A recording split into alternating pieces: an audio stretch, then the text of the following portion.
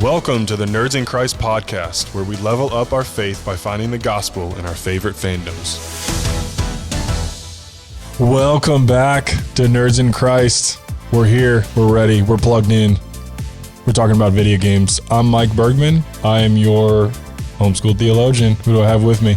I am Cameron,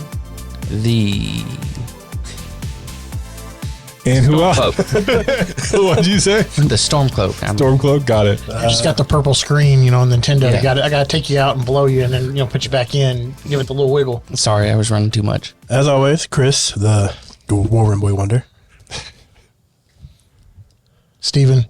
The wood grain Atari man. Reverend Steven. Now on his introduction is just Steven. Mm-hmm. So we all want to be the hero, but we can easily become just another NPC in our walk with Christ. Well, be an NPC when you can be an NPC. Yeah, and for my mom out there, NPC means non-playable character. There you go, Mom. So our icebreaker tonight, we're starting out weird. It's okay. We're doing it live. Our icebreaker is, what is your favorite video game of all time? Oh, man. Zelda Ocarina of Time. I should have thought about this. There's no thought behind mine. I can go ahead and skip because I already know. Super Mario RPG. Mm-hmm. And the remake's coming out. Me and Steve November 17th. Very excited. We'll never see Steven again. Well, probably not for a week. All of December. Yeah. At least 3 days. Probably Skyrim. Skyrim, nice. That's a good game. That's on the topic list, so we'll talk about sometime. Mainly because I'm a story-based gamer, and I like my stories. I'm going to go ahead and say the Uncharted series as a whole. I've played all of them and beat all of them, like on the main story. It's just an incredible game. I haven't played it, but I watched someone make a movie basically about the game of the fourth one, which was really cool. The movie, it's basically a movie that you play. Everything about it is fantastic. Gameplay, visuals, the story is fantastic. Well, I'm a sucker for Indiana Jones. I've beaten. That's basically what it is. It's testosterone Tomb Raider is what it is. Yeah, it's pretty much. So level 1, types of games and why we play them. So I'm sure there's a lot more than this, but I wrote down role-playing, adventure, first-person shooters, and 8-bit. So we all have our different likes and dislikes and different games that we kind of geared towards. Mine are always adventure, like Zelda games, of just kind of more open world, exploring, all that sort of thing. I don't think any of us said shooters. I guess none of us. Uncharted is a shooter. I guess technically, yeah. I played a lot of Call of Duty, like Battlefield. Yeah, I played back when, mostly in the PlayStation 3 time and beginning lifespan of the Xbox One and PlayStation 4. I was a huge, big time, more hours than I'd like to admit when it comes to Call of Duty. Mm-hmm. High school, you had the N64. You had Was it GoldenEye? GoldenEye 007. Oh, man. Yeah. We would play with my dad, and you could do up to 4 people, so it'd be us three brothers. The 4 Sims. Or Quake. I played Doom with my grandpa, with my mom's dad. He was like, "You want to play this game?" I was probably 7 or 8. Yeah. And I'm like, "Oh my gosh, what are we doing?" Yeah, the games are gruesome, blowing up demons and stuff. That game was nuts. I'm still a fan of the original shooter, Duck Hunt. Man, classic. You get right up against the TV and you put the gun right next to the screen and it's like. No, I'll go for a very underrated genre. It's mainly because it's one of my favorite genres and I'm just really good at them. What? Racing games. Racing games. I love racing. Like Need for Speed. Oh, that is my jam. My younger brother loved Need for Speed. I never liked racing games. I can see that in him. I love racing games. Well, he does that in real life. Kids love Mario Kart. I mean, it's just. Oh yeah, so do I. Well, yeah, I do too. I wish in real life you could throw bananas or something at somebody. I really don't, because I'd get in trouble a lot. Yeah, my wife likes Mario Kart. She's not a gamer at all, but she loves Mario Kart because it's she's beat me at it, and it drives me insane because she doesn't let me forget. But yeah, like I got rid of it like no, 'Cause she a while beat ago. you? No, You were like, no, I got rid of it a while ago for Where'd Mario Kart go? I don't know. I threw it out. It messed up. No, I got rid of it for financial reasons. And she's like, yeah. she's like, did you get rid of Mario Kart? I was like, yeah. She's like, Wait. Did you get rid of other games? yes. Or just Mario Kart? I got rid of other games too. Mario Kart was for sure on the list. Yeah, that was definitely on there. But she's like, really? She's like, you got rid of the only game I can beat you at? He I was gave like, it away. He sold every other one. He's like, here, I'll throw this one in for free. Here you I go. actually burnt it. All Mario games have an extremely high resale value. So That So is did true. Pokemon. Anything true. Nintendo. So, bringing it in, most video games you unplug from the real world and plug into whatever game you're playing. whatever fantasy it is. Yeah, it's all about escapism with video games, right? And You can different get a- reasons. Yeah, you can virtual reality is taking it to like a whole nother level now. And any of you ever played any of those? I have. We have the Oculus, Yeah. which we use it for working out. Okay, It is a good workout. I can't really do it like a much. boxing or Actually, yes. do they have boxing? Actually, it's like Supernatural. I think is what the game is called. And there's like a dancing. Like the show, Like, is Dean Winchester in it? or you're a super. if Dean Winchester is in it, my wife would have never stopped playing. Okay, But greatest but shape. no, of it your is. life. It actually it gets confused with that a lot. But all it is like it's an exercising like virtual reality Right on. app, and like there's a boxing one, and there's a dancing one, and obviously do the dancing one? Obviously, I do the dancing one. Obviously. because I'm a dancing. No machine. wonder. I'm like John Travolta when it comes Yes. to dancing. But the boxing one is like, really kind of cool. I like Patrick But- Swayze. I'll do either, really. but yeah, like virtual reality, like, they're fun, but I can't do them too long just because the same reason like, why I don't watch 3D movies. Like it messes yeah. with my eyes and stuff. And I don't like them. Yeah, it's just. I think the only 3D movie I can remember is Spy Kids 3D. Oh, that was. And I watched that one at home, and I still couldn't watch it. I was like, I'm good. I was watching it without the 3D glasses. It wasn't about the 3D. It was just an awful movie. Well, yeah, but Okay, so after saying that, we're reading Proverbs 12:11. Those who work their land will have abundant food, but those who chase fantasies have no sense. So listen, I fall in. Hey, Hey. 100% testimony. When my wife was pregnant, and the first 3 months of my daughter's life, I was more involved with my Call of Duty game than I was with my family, just because I wanted to escape. And got to be careful. That's why I put in here. I think we can all kind of when Super Mario comes out, you're going to be gone. I think we've all honestly at some point been down that hole. Yeah, and it's easy to do. You Extremely unplug, easy.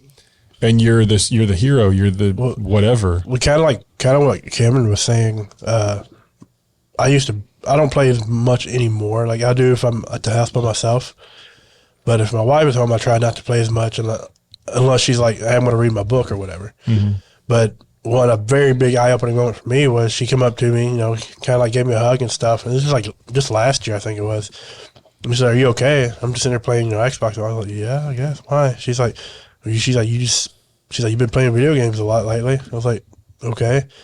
I didn't think nothing of it. She's like, you normally play video games a lot when you get depressed.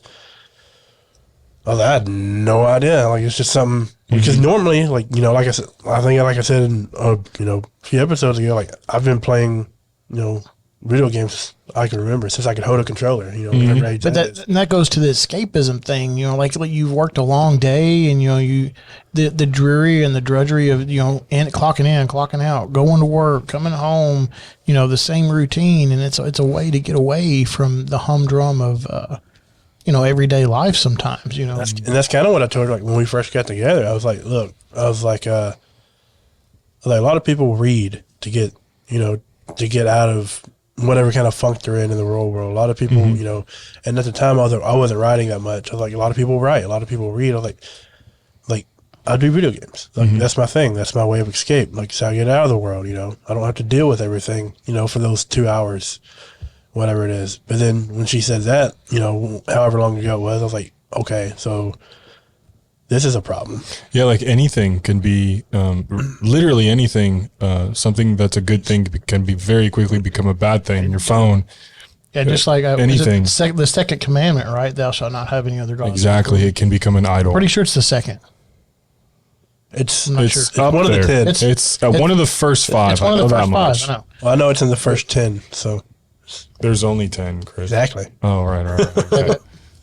11 through 15 fell off and smashed. These are the. Never mind. this podcast is off the rails. All right, So that is a warning that you need to be careful with. All of us are gamers, so I'm speaking because I'm one of them. You got to be careful. I remember when we were kids, my mom would make us set a timer. I would always forget to start the timer. They'd like, "Oh, I'm sorry. How long you been playing?" Well, I don't know. Because the video games are just like you completely shut off and you can just completely immerse yourself into the game, and everything else fades away, and you are that person. You are in Right. that game. You're in that moment. which is it's a dangerous thing. Well, there's a movie about that. that's- dangerous and highly addictive. There's Player One? Well, Was that that the one, movie? but Gamer. Gamer. Which one's that? Gerard Butler. Yeah. So it was in a world where like you could pay to play as a first person shooter by someone who was convicted I or remember something. that. Yeah. And you controlled them. Right.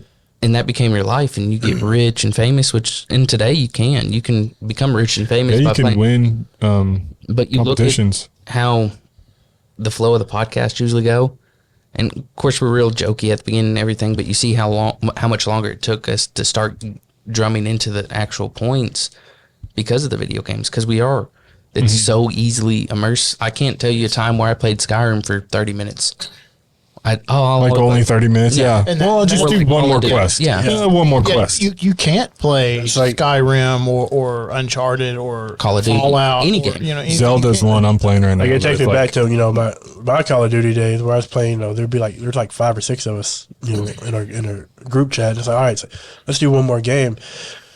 We're like 6 games later. You're like, okay, it's like 3 a.m. I need to go to bed.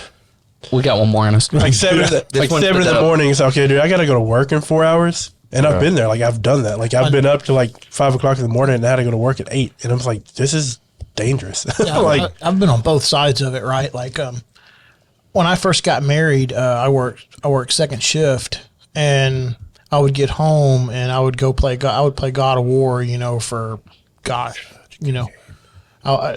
it was sickening. And then now, my son, I'm getting ready. I'm like, good night, buddy. I love you. Getting ready for bed, and then all of a sudden he's like, oh, good night, Dad. And then like an hour later, here, let's go. You go in there. Wake up frantic and he's just sitting there. Oh, I've done that. Play Like, game. Yeah, Fortnite or I've had my parents. Call of Duty. I can see him playing Fortnite. I've had my dad come to the bedroom where my grandmother, when she was living with us, like, would you be quiet? Are you okay? Yeah, I was like, yeah, I'm fine. Why? They're like, because it's 3 a.m. and you're losing your mind. I was like, people stink. Like, like I keep dying. You keep spamming me. Maybe because you're falling asleep while holding the controller. That might have something to do with it. Oh, and that's kind of a good topic to kind of get started on. What's It's always that? someone else's fault in the game. Oh, I was the NPC best. made me do it, or Yeah. the other Horrible- guy's sniping, or he's cheating. Horrible or, teammates. Yeah, Camping. I remember when camping was. that's what we do. Started up. Yeah. We don't own up to our sin. We don't own up to our shortcomings. It's always someone else. Mm-hmm. Oh, such and such made me do it, or it's because of this. It's because of this in my past. Mm-hmm. No, It's you.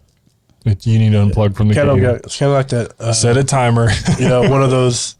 We talked about it in one of the last episodes. I keep calling back to other episodes, but Hey, that's fine. I think it's actually Go watch all our other I think, episodes. I think it was Cameron that said it. And you're like, no, don't let people judge you from what you did in your past. Yeah. But at the same time, going back to this subject, you also can't blame stuff that's going on your past. Yeah. Like you can't use that as like a crutch. An excuse. Yeah. here's a food for thought. If someone's judging you on your past and you've been washed by the blood of Jesus, are they judging your past, or are they doubting what the blood of Jesus can do?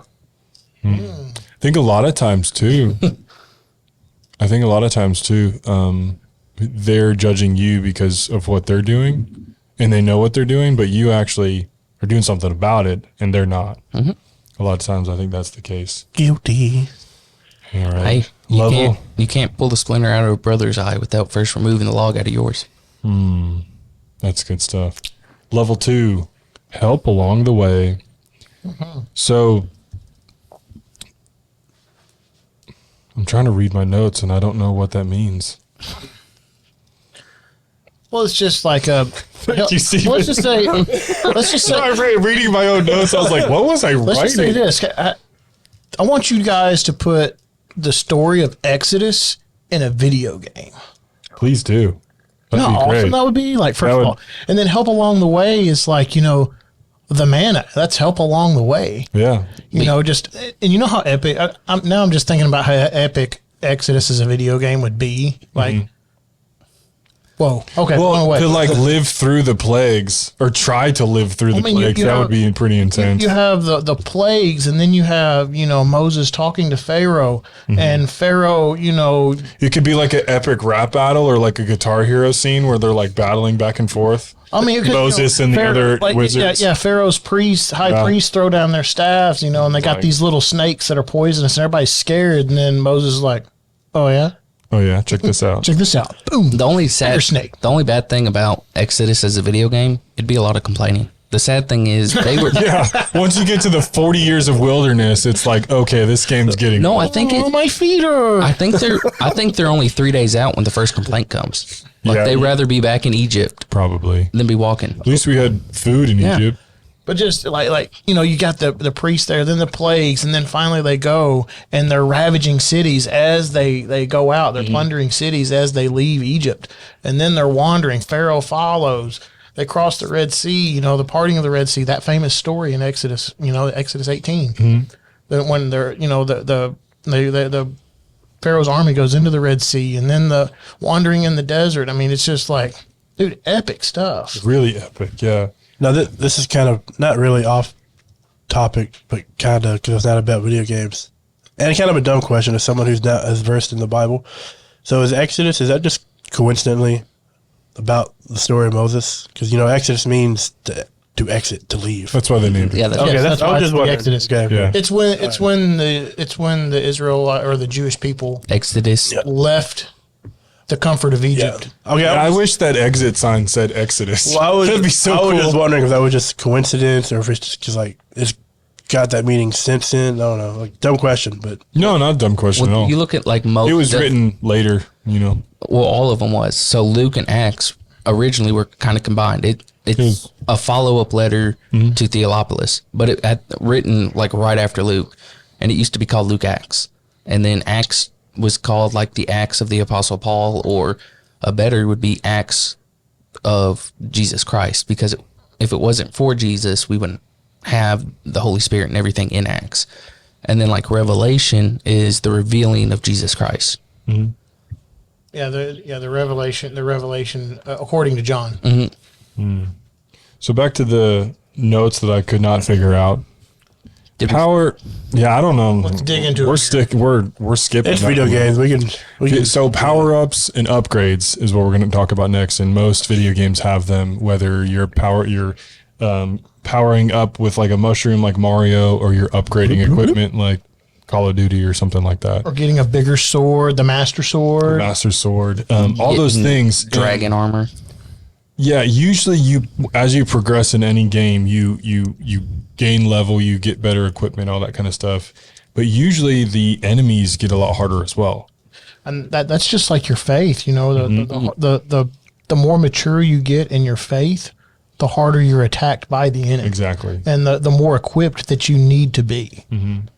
I think that's why God lets you go through different trials and tribulations and storms and different things like that. So you will upgrade and level up and that sort of thing, so that when the enemy comes harder the next time, tougher the next time, you can combat and overcome. And that's why I think in video games, tabletop games, and in your walk with Jesus and life in general, that's why I think that side quests are important, because that's where you get your stuff. That's where you grow. Got to get your XP. You got to get that XP, man. Yeah, we went into that quite a bit, I love side quest. I love talking about that. We got Cameron. I don't know. It just kind of really made me think of Matthew 5, 10 through 12. Blessed are those who are persecuted because of righteousness, for the kingdom of heaven is theirs. You are blessed when they insult you and persecute you, and falsely say every kind of evil against you because of me. Be glad and rejoice, because your reward is great in heaven. For this is how they persecuted the prophets who were before you. Mm-hmm. Our reward's not here. Our next legendary item isn't here. It's in heaven. Mm-hmm. Yeah. And I mean, moving on too, you know, like what's kind of a big thing as far as, you know, nowadays that people take for granted as far as like when I started playing games, it was unheard of, a checkpoint or a save point. Mm-hmm. Right? You know, like. Yeah, Mario, you had to go through the whole level. You had to go through everything. I mean, maybe there was one halfway. Or is that's in Super like, Mario? I would get to I got to World 7 one time. And I think it was my grandmother coming, accidentally bumped the Nintendo. Oh, and froze it? And it started doing the little blinky thing, and I about lost my mind. Steven said some very mean things to his grandmother. I mean, it was bad, guys. It was bad.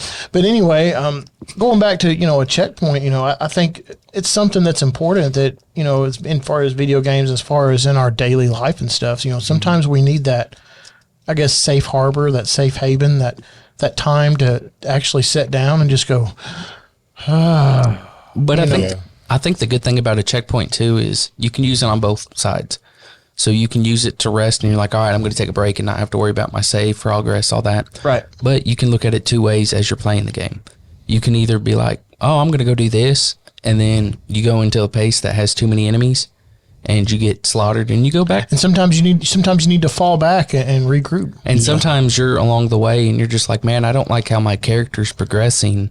I'm going to go back to the save file. And You're one of those guys? Yeah. I'm one of those guys, and That's outside the box thinking. I've actually one of those never thought of things, that.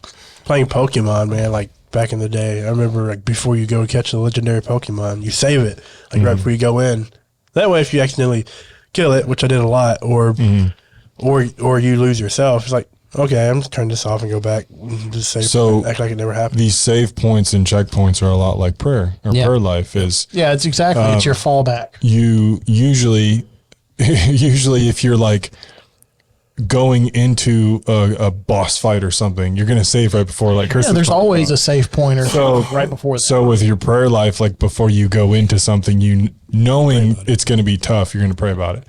Or on the opposite side of that, you go through something that's really hard, an enemy fight that you didn't know was going to be there. You went through it, and then it auto saves for you. It's like you pray afterward. Thank you, God, I got through it. Just like Jesus went through his checkpoint, his save point in the Garden of Gethsemane. Yeah, that's good stuff. Father, if there be any way, take this cup. Yeah, your will, not mine. That's good. And then he was arrested, but he saved right there. My favorite part of that nerdy thing. If you bring up the chosen, no, I'm going to the unplug cohort you. thing. The cohort. Oh, yeah. Roman cohort. So in John, it talks about Jesus being in the prayer, and it talks about Judas going to get the priest, Pharisees, and a Roman cohort. So It wasn't just a guy named Cohort. no, it was a Roman cohort in that time would have been 480 to 600 Roman soldiers, Yeah. plus all the Pharisees and Judas. So they go up, and Jesus sees them coming, and he's like, hey, who are you looking for? They said, Jesus of Nazareth. He said, I am he. And they all fell to the ground. 600 and some odd men fell to the ground over I am. The original translated to I am, not I am he, I am. Fun fact, that's God's name. The great I I am. wish I knew the Hebrew, but I don't remember it. It's like I can't Yahweh? Return of the Dragon, a Bruce Lee movie. They're like, they released these three karate guys, one from America, one from Europe, and one from Japan to try to take down Bruce Lee. Oh, wasn't one Chuck Norris? One of them's Chuck Norris. He's the American. Bob Wall's. He would have won if it wasn't a movie. Bob Wall's the European. But they'd always ask him, they'd say, you, Dong Long? Dong Long. And then So he's saying I am. yeah, he's saying, I am. Yeah. And then he just, We got to do. and then, he just Bruce Lee kung fu kicks the terror out of him, You know, there's some times where I've played a game and I go and try fighting the same boss 100 times, lose 100 times, and I go into it with the mindset, I'm going to beat this dude. And I do the exact same thing and I win. Dark Souls. I was just about to say Dark Souls. That's exactly Dark Souls. Man, if anyone played that game, I've played that game. I've played that game one time. The first one? I don't remember, and the only reason I played it because my buddy's like, I'm gonna buy this because we was game sharing, and he's like, I'm gonna buy this, he's like, but you gotta promise you'll play it. I was like, I can promise I'll try it. And I tried it, and then I played it for like an hour. I could not beat the first boss, and I just texted him. I was like, "Yeah, you have fun." Ain't. I did the same thing with Elden Ring. I was like, I had my buddy actually walked me through that, ran me through that one. But I was like, no. You don't know frustration until you're on Rainbow Road and there's no barriers, no guardrails. The nothing. original Rainbow Road. The original Rainbow Road. That's the hardest. Because now they're all cushy. Like it's just like No, the SNES version, the original version, that sucker, man. those are wild. But because I know in the N64 one, you could actually jump off you of it onto a lower you could go one? to the left and then jump Did you off go that. to a lower one? Not on SNES. Okay, because maybe it SNES was was Super Mario 64, but you could like fall off on purpose and land lower. That's on the 64. Yeah. And like get ahead of people. Now, was cool. there's a couple of shortcuts in the SNES, like Ghost Valley 1. You could use the feather and you could hop from the like when the track opens up, and then there's like a little like finger that You heard it here first, folks. This week in Nerds in Christ, How to Beat Video Games by Reverend Steve. We got this. Hey, I'm telling you, man. The original Mario Kart, you have to be good. built different. Yes. Yeah. that was gangsta. You have to be. You have to be from the streets to play that game. It's a whole different level. Yeah, especially on the 150cc. Yeah, that was. So speaking of living on the streets, I want to bring it back to checkpoint real quick and saving. To find, Steven brought this up, safe harbor, a safe space, preferably in the morning, I think, to find a quiet place and just be with God and sit with him and dwell in his presence before you start the day. I think we live in such a busy culture, achievement culture of like going this and that, hustle, bustle, all that kind of stuff. That's a very selfish culture. You ask someone like, "Hey, how you doing, man?" "I'm busy." Well, yeah, we're all busy. So like before any of that busyness starts, find somewhere quiet and safe and just talk to God. But at the same time, I do mine. I mean, I think we all have our different talks, different walks. I do mine when I'm going to bed. Yeah. That's when I do mine. When I recap the day, I calm down from the day, and I thank him for being alive another day. Saving at the end of the day. Yeah, thank you for saving me from this day. So if I'm not mistaken, you're kind of more up to speed on this. In the Hebrew culture or Jewish culture, when it hit night, that was the beginning of the next day, right? Yeah. And it's kind of funny you said that. When I was fresh out of the military and first few years back in the States, that was my time. Like I could sit at the very end of the day and study the Bible for hours. And then the morning when I woke up, I was ready to go. But that night, say I played a video game instead, or I read or watched a movie, or read a book, watched a movie, or anything like that. You read books while you watch movies? I'm talented. Man, that's intense. I listen to music. But the next morning, we'll come back to that. The next morning, it'd be rough. Yeah. And I think it really does depend on your walk. No matter what, I think the greatest point we're trying to make here is pick out a time in your day, be it your lunch break, be it your morning break. Yeah, everybody's walk's different as long as you go to the same place. The Father. As long as you're walking the same direction, it don't matter. If you could have a pimp walk, you could have like a little zombie shuffle. You could walk like Strider. Hey, and the best thing about it is our walk isn't going with culture. It's going against. Mm-hmm. This is the way. That's right. So you listen to music while you watch movies? There's already music in movies. I said while I read. Oh, while you read. Okay, I can do that. What music, though? Classical music. Oh. I did that when I was a welder. To TIG weld, I'd put like Beethoven on. That sounds great. I listen to heavy metal. That makes more sense. Well, I couldn't. When I read and write, and I listen to music, it's normally like classical, like re-editions of like regular songs, like a sax, like jazz versions, instrumentals of like. Instrumentals are what I do. I found this thing called lo-fi, and I listen to like either lo-fi, I don't know how to pronounce it. Lo-fi. Worship or Zelda. One or the other. When I sit down to write sermons now or do schoolwork, I'll put on like I think Bethel has an instrumental or like Hillsong, and I'll just listen to that. And if I hit Basically, what you hear in Hobby Lobby. if I hit one song though that gets me in a rhythm, I'll hit repeat and listen to that thing for hours, and it just keeps me in tune. Sweet. I listen to a lot of the piano guys. If you've never heard of them, that's what I listen to a lot of them because they do that exact same thing. Like they'll do like beautiful, like I think they've done a couple Zelda ones. they'll do like beautiful, like piano instrumentals of just popular songs. It's just kind of like, this is Good soothing. stuff. Yeah. Good stuff. So after you save, usually it more so in newer games, but achievements. So Xbox and PlayStation, all that. I remember them from Skyrim or Assassin's Creed or stuff like that. You get achievements for doing certain things. Yeah, your achievements, your accolades.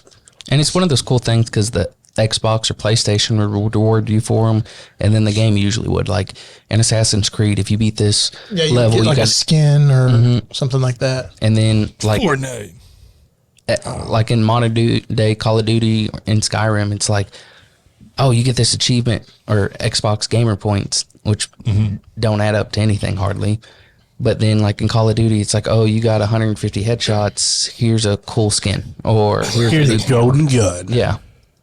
Sweet. You had a golden gun. You were like, you were top G, man. Not anymore. No, not anymore. You gotta have. Call of Duty. I remember the OG Golden Gun. Steven can back me up.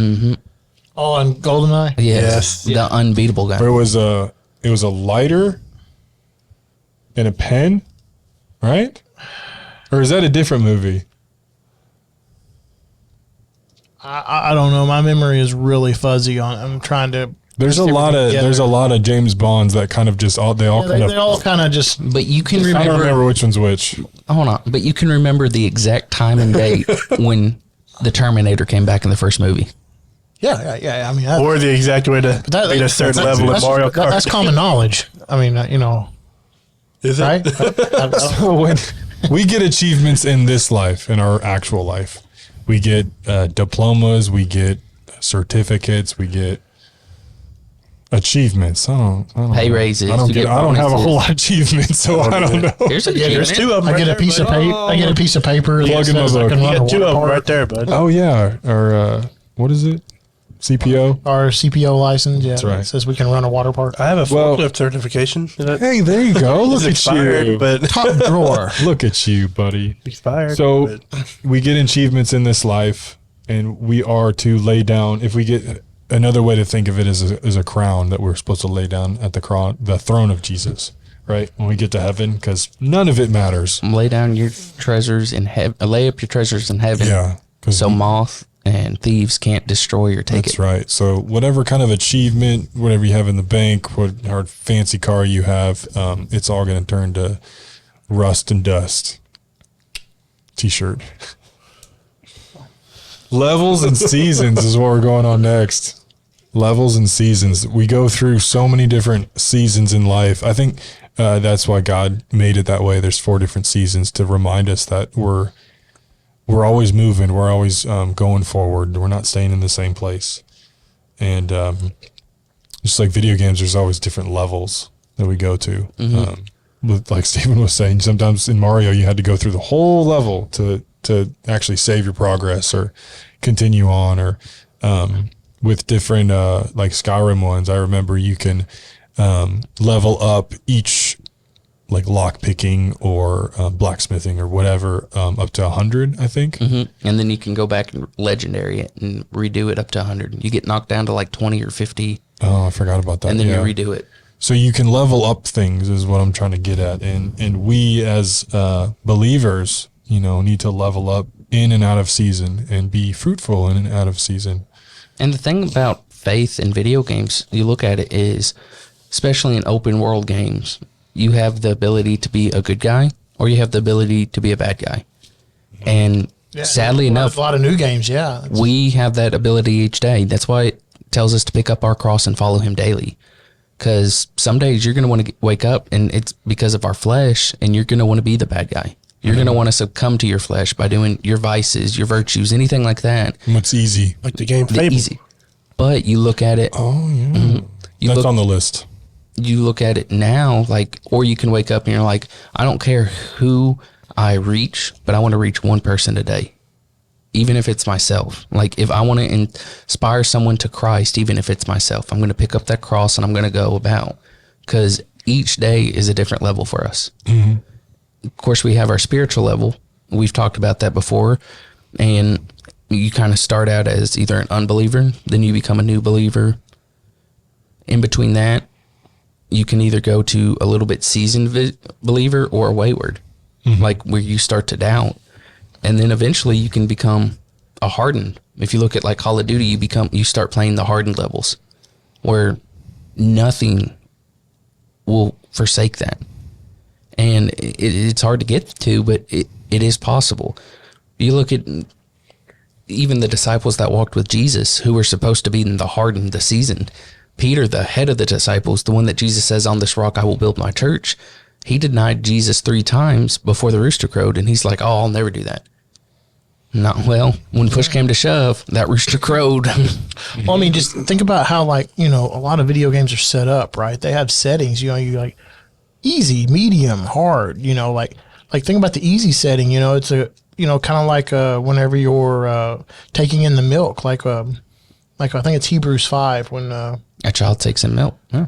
Well, just like, you survive on the milk, then you got to move to the meat, like the easy setting is just like, that's just the milk. You got 1 or 2 little enemies. They might do they might swing the sword once, or they might fire 1 shot at a time, or, things like that. And then you put it on, medium, it's progressively harder. You got to be more invested in the game. You can't just casually go in and out. And then when you get to hard, when you crank up that difficulty, just like same with your faith, you can't be just in and out and casual. You got to be hardcore, man. But we got to stay hard. Yeah. Like we have to stay on the hard mode. We have to stay on expert mode. We'll go that route. All righty. Steven's a child. We have to stay focused. We do. Well, what we talked about a second ago, Nehemiah. Yeah. Mm-hmm. 1 hand on the sword, 1 hand on your hammer on working. If you're going about your day, the easy walk with Christ, then that's all you're going to get out of it. Yeah. Yeah. You have to stay ready for your expert mode, and the hard level, so that way the days will come where there will be easy times. And what I was getting at is, like, you beat the game on easy mode, nobody's going to care. Mm-hmm. You got to go to expert mode. When you play Guitar Hero on expert mode and play Dragon Force, that's when you know what's up. And when you beat it on expert mode, it's actually a different ending. Mm-hmm. Yeah. You get a little extra, a little bonus, because you actually took the time and invested the amount of energy that you need to invest to get the proper, result. But you look at video games, we can't be casual gamers. Most of us, I know, like when I play story modes and I just want to watch the story, I either do easy or medium. Yep. I don't really go expert or hard mode, but I'll go back just to get into it, But after that, it's just like, oh, I might replay it, but I'll replay it again. Sometimes I'll go to expert, like Assassin's Creed's real fun on that, and so is Skyrim. But a lot of people, when they choose Christianity, they stay in easy mode, and they wonder why they don't see the fruit. They wonder why they don't see that really cool ending, And it's sad to say, we need to change our mindset to be ready. There's a reason it says be ready in season, out of season. We need to change our setting to expert. Mm-hmm. Yeah, it's a little harder. Even though it's hard. It's a little harder, but the reward's greater. Yeah. All right. I think that's halftime. Ready, break. We'll be right back. Thanks for tuning in. If you like what you're listening to, please like and share this podcast with your friends and family. Check out our merch where we have t-shirts, hoodies, coffee mugs, and more.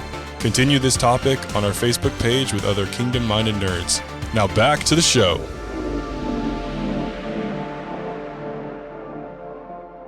Welcome back to the Nerds in Christ podcast. This is a fun episode. Yeah, it is. So we're going into level 3, mission and goal. In every game, there's some type of mission, some type of goal, something that you got to do.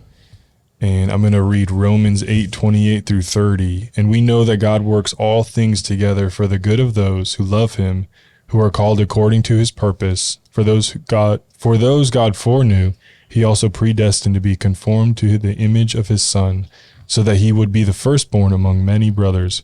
And those he predestined, he also called. Those he called, he also justified. And those he justified, he also glorified. And listener, you are called and you are predestined. I don't care what you believe. If you disagree with that, that's fine. But God has a huge, huge plan for you. He has a mission, a goal for you to accomplish. And we need to do that. We need to get on board with that. Well, that's the funny thing. Like, people in the Christian community say, well, I saved such and such, or I've saved this many souls. No, if it wasn't Jesus there knocking, that person wouldn't have been saved. You had nothing really to do with it. You might have given a good message at that point, but the Spirit was there. Christ was there knocking. It's like, hey, let me in. And they finally opened the door. That's what it is. Like, no matter what we do, we can't do anything. But Christ can do everything. Yep. Right. And the predestination that he's saying is he's predetermined our paths in a way that we can either follow him or we can suffer for all of eternity. Yeah. Yeah, we still have the free will to choose. We can either choose the plan or we can choose not the plan. Life or death. And think about it this way. Which one of y'all told me this? I think it was you, Stephen. But it's like maybe it was Chris. I don't know. Well, I feel like one of y'all told me this, but Like a little kid? no, think of this life as an open world video game. There's rules, there's laws, there's different quests that you can go through, the main quest that you can do, and God wrote all of that. And he knows what you're going to do. You know, he has all the quests to the different things, but ultimately you have free will and choice to do that. Think of Skyrim. I think it was I think it was discussion me. we had. I think it was the whole discussion we had at one of the Bible studies. Was that what it was? Yeah. So But he already has wrote out the consequences for every choice that you Exactly, exactly. There's always a consequence for every action. And I just think of Skyrim, like, you know, you can... there's a lot of games like that, but that comes to mind. Like, you can immediately go to... What is it? The Stormcloaks or the Legion? Or well, no. After you escape that one jail, you can go straight to that little town, and then straight to the little town before Whiterun. I don't remember what it's called. It's Whiterun first. What's the city's called? Whiterun. What's the little town? Helgen. I don't know. I haven't played that game in a long time. Anyway, you go to a smaller little town. You go get the golden claw from the one crypt, and then you go to Whiterun, and you can do the whole quest, or you can completely not do that and go a completely different way and just kind of open world explore. Yeah. And the main quest is there for you to do later on if you choose, but you can do, you know, all the different side quests, and that's kind of like the predestination thing I'm trying to kind of circle it back around to. Like, you know, a lot of the different decisions we make in life, sometimes that closes a door for, you know, something God had for you. But our God is way bigger than that. He has limitless opportunities and doors and different things for you to do in this life. And you really sell God short when you say, oh, you know, that I didn't do that, so now, you know, I'm basically done. Well, like, no, I think it's two things. So there's two doors you can choose. Okay, there's the door of life and there's the door of death. Mm-hmm. If you close the door of life, there's no other destination but death. Mm-hmm. And even as you're going through your walk with Christ, you can choose that door at any time. You can back out of the system and go through the door of death. there's always two doors there. But as you're going through your mission, there can be a whole bunch of different there's those side quests we always talk about. I kind of think of the Matrix, that long hallway of rooms with all the doors. So when one door opens, another door closes, yes, for, I think, the vast majority of life. But there's ever only one door that will fully shut, and it's if you don't choose life. Oh, yeah, I see what you're saying, yeah. Like, no matter what you do, as long as you choose life, another door will open. But if you, like, nope, I'm done, this isn't real, or I didn't believe in that in the beginning, that's a door completely closed. It can be, you can open it and come to Christ, but once you close your eyes and you pass on, you better hope you've chosen the right door first. And another way it relates, you know, you can relate to video games is Paul, I believe it's in Philippians, where he prays about he wants to finish the race, to give him the strength just to finish the race. And then he talks about like a runner in the stadium, and then right. What else is it? It's a runner, a fighter, or something like that. Boxer, yeah. In the Coliseum and different things like that. Like, he's relating it to actual sport. Yeah, he's relating, you know, the mission, your mission, your which is the Great Commission, you know, your the Great Commission, your mission. He's relating that to the equivalent of at that time, which was video games. Entertainment. A runner, a gladiator. Things that the entertaining to them. And they understood what And they what he was understood. saying. And the sad thing is A that boxer doesn't train just to beat the air. He's training to do something. A runner doesn't train just to Run. sake of training. He trains to win, and that's what I think he's trying to get at. Is he's saying like you need to be training to win. You need to be training to what is the Great Commission to go out to all nations, making disciples and baptize. Disciples of all nations, baptizing them in the Father. So if you need to practice baptism on people, just start dunking people in the water. If you need to practice making disciples, I mean, discipleship is literally just the best way I can describe it in very, very easy terms is a friendship with a goal. Mm-hmm. Like not just friendships to hang out and blah, blah, blah, but a friendship of how can we better each other. And a shared goal, like a let's get to the Bible, kingdom Bible, together. Bible says not to be unequally yoked. and to bear one another's burdens. Which means, to bear one another's burdens, which Share means the load. you need to share the load. You need to be going in the same direction. Mm-hmm. That's right. Because we're all trying to get to heaven, and we need to be taking as many people there as possible. I think it was Spurgeon who said, and it's a quote that I love, and I'm going to butcher it, but he said, no matter what we do, there's going to be people that go to the fiery place in hell. And he said, let them leap over our bodies, knowing that there was someone there that was trying to bring them about. And as they enter the gates of hell, allow them to try dragging us with them with our pleads and our prayers, holding on to their legs until the last moment. That's good. Sit in that for a minute. I completely butchered that, but that's the general. You got the gist of it, though. Like, let them jump over our bodies, trying to intercede for them. Let them continue to walk with us, holding their ankles. Like, you look at the old school cartoons of like the shackle chains with the ball. Let us be that ball trying to pray. Let my fingers be burned. Yeah.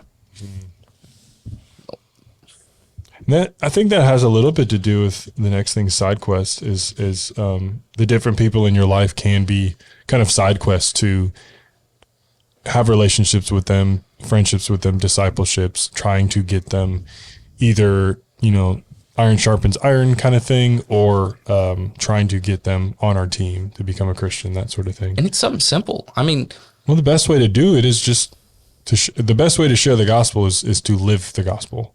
Yeah, exactly. There's been a couple of times where I've been that weird person who's gone through a grocery line, and you can just tell the clerk is having a bad day or something like that, and it's like, you all right? They don't.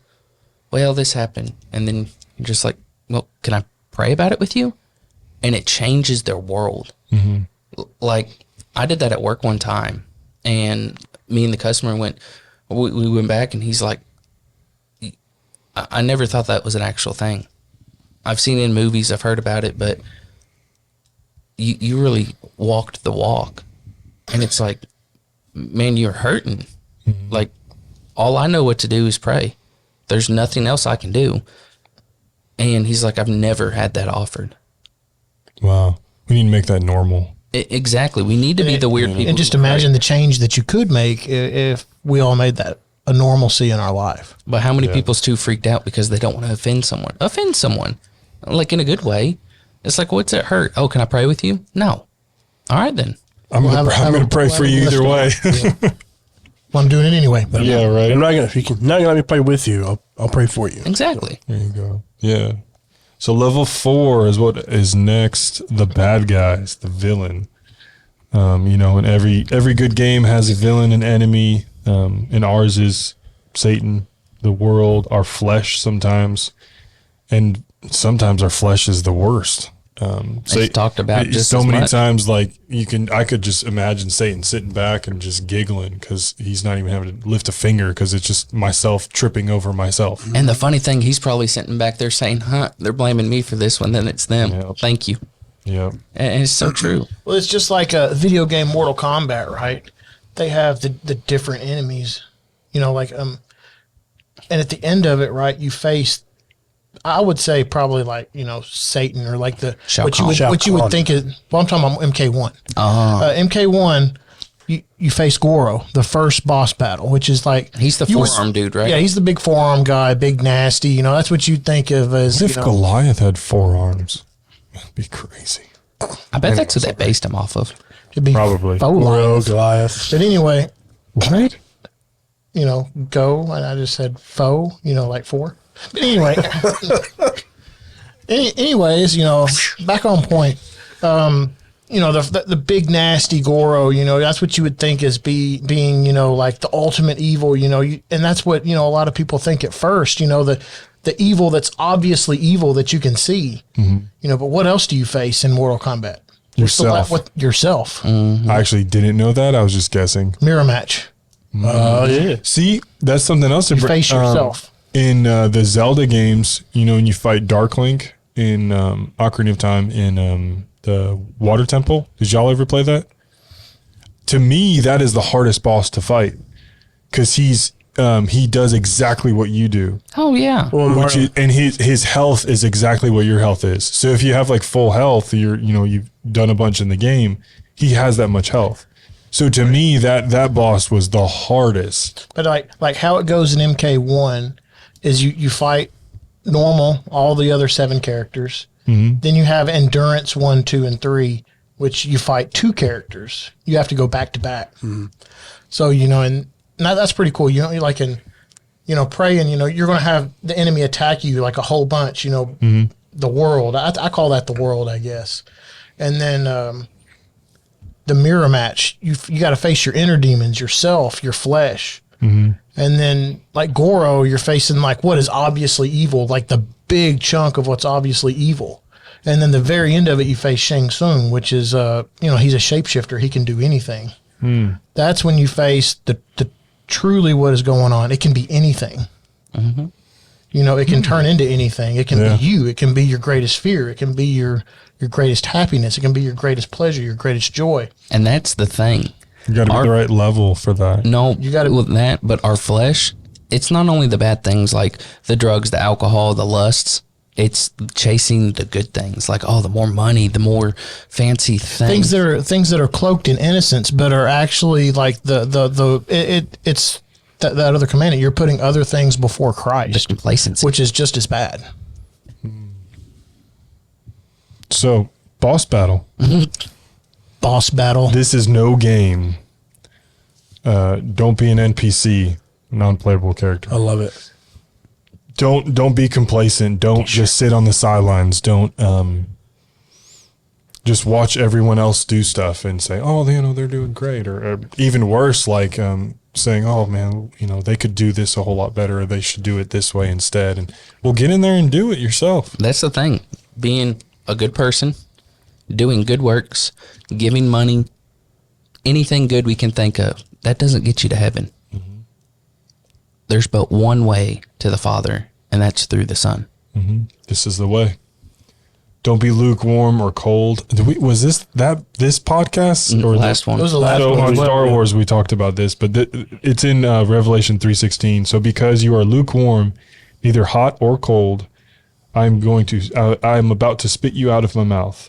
So be one or the other. Don't be sitting on the sidelines. Don't be anything like that. Be hot or cold. Be freezing or burning hot. And the fact that in there he says, I would rather you be cold, hot or cold, than lukewarm. So he's fine with you being one or the other. Yeah. Just as long as you're not in the middle. If you're playing that fence of being a little in, a little out, a little in, a little out, you're hurting him and yourself. It's the same as if and others. It's honestly the same thing. And I know this is a really touchy subject, but let's say that, like, I mean, I'm a child of divorce, other people are child of divorce, but he's saying the same thing. It's better for, honestly, the father, if he's a bad dad, like it's best just him not to even be there at all and you not talk to him than him just come in and give you a birthmas present every once in a while. Mm-hmm. That hurts a lot more than just not being there, never knowing him, never knowing who he was, never seeing him at all. Mm-hmm. I mean, that would hurt a lot worse, just dropping by and giving you a card and being like, hey, happy birthmas, son. take you to McDonald's and then drop you back off at your mom's house. And all right, see you next year. Mm-hmm. Yeah. You know, and I think that's what kind of that means as far as, you know, he'd rather you be freezing or hot than Be in or out. lukewarm. You know, it's like either love me or don't. Don't sit here and give me a birthmas card Yeah. and your fake, you know, Going to church, going to church. Christmas and Easter, and that's it. Yeah, The rest of the time, lining up do for whatever you want. lining up for your Easter pictures and posting a Christian post on Facebook twice a year, and then doing whatever you want the other 363 days.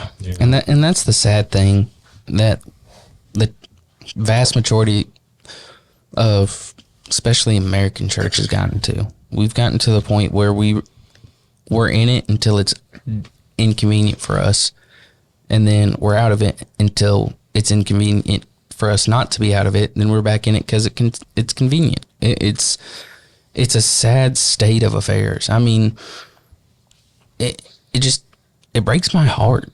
Yeah, it's hard to be a Christian. Like you look at today's times and everything in the world going on that's completely against the biblical worldview. But it's supposed to be hard. That's what makes it worth it. And like, you look at diamonds. People love diamonds. Okay, they say it's the hardest material known, right? Yeah, hardest natural material. Yeah. And how it's formed, it's one of the hardest things to form. It takes immense heat and immense pressure, and thousands, hundreds to hundreds of thousands of years, right, to form huge, giant diamonds.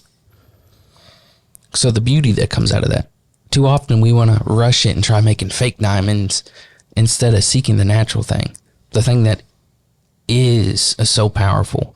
And that's how it is with Christ. We want to see the mountains moved, but yet we don't want to believe with a mustard seed. Yeah, and we don't want to wait for it. Mm-hmm. So I wrote down here, the kingdom needs more Christians to start acting like Christ just as much as we need new believers. That's kind of what you're getting at. Yeah, like- earlier is That's need probably one more. of the best said statements. Like, you know, on the, you know, we need people. can't be just a Christian on Sunday. It's like, Yeah. can't have one foot in the door of the church and the other in the door. Yeah, you can't be a Sunday soldier and a Wednesday warrior, man. Yeah. But it's hard. I mean, Yeah. you look at our language, you look at our culture, you look at the music, everything. It all starts on what you watch, what you listen to, and what you do. Yeah, what you take in Is what you is put out. what you are. That's what I mean. It's simple as that. Whether you know, like me, you know, I'm a pretty hefty guy. It's because I take in a lot of junk. So Well, in your spiritual life, like you're saying, you are what you eat. spiritual life too. If you take in If you're junk, not- if you watch filth and you know listen to vulgar music or listen to horrible stuff, your output is going to be horrible. Your outlook on life is going to be horrible. Yeah. Yeah, but when you live on the bread and the wine of Christ, his blood, you know, your outlook's going to be a lot better. You're going to be a lot healthier in your soul. I know I did a challenge one time. I was coming out of this church weekend, and one of my friends said, for the next 60 days, next 2 months, listen to nothing but Christian music. At the time, I was listening to country, rock, a little bit of everything, because I liked a little bit of everything. I haven't listened to anything else since then. And it's changed my view. Like, that was years ago. And it's one of those things that It's crazy how music you listen to like can really warp and influence your outlook, your view, your attitude. That's what music's for. And that's what it is. Same you know. challenge y'all gave me a few months ago. Yeah, we and it did. worked. It Like, did. It will work. I it mean, did- well, it did. what is surrounding God in heaven is worship, is Yeah. music. Right, yeah. So it is a very, very powerful thing. Yeah. So I think we're gonna wrap up. So so wrapping up, there's lots of different games out there, and we need to be careful to not make that an idol in our life. You got to be really careful of that. And you know, you go through lots of different levels and seasons, and you get power ups and upgrades, and we've got to make sure that we have some type of checkpoint and prayer time sometime in our day, whether that's in the morning like me or in the evening like y'all. We've got to be mindful of our mission and our goal, to stay very focused on that, to be fruitful and multiply, and to along the way pick up side quests and help other people on this road, on this journey. There's always going to be a bad guy. Sometimes it's you. But luckily, if it is you, you know your weaknesses. At least you should. And it does too. And and that this is not a game that Amen. it's not easy, but nothing that was worth it was easy, you know. So I just think of I don't know, what you just kind of said made me think of a movie quote. It's from Tombstone, and it's Doc Holliday. He said, "We were playing for blood," and that's what it is. Like, this is a game you won't walk away from. yeah, It's kind of like the saying, "I'm a lover, not a fighter." So you can't be. In my view, you can't be one without the other. yeah, Because if you're a lover and what you love isn't worth fighting for, then are you like you can't? You're and not really a lover. Jesus fought for us, and He Right. loves us, so we got to fight for Him. God sent him who knew no sin to become sin, so that through him we might be made the righteousness of God. Amen. Thank you for watching and listening. Did you have something else, Stephen? I was going to say that's the perfect way to end that. That's what I was gonna. Yeah. So thank you for listening.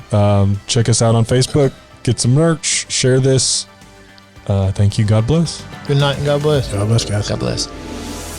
Thank you so much for listening to the Nerds in Christ podcast. Our goal is always to give glory and honor to God in all things and share the love and light of Christ everywhere.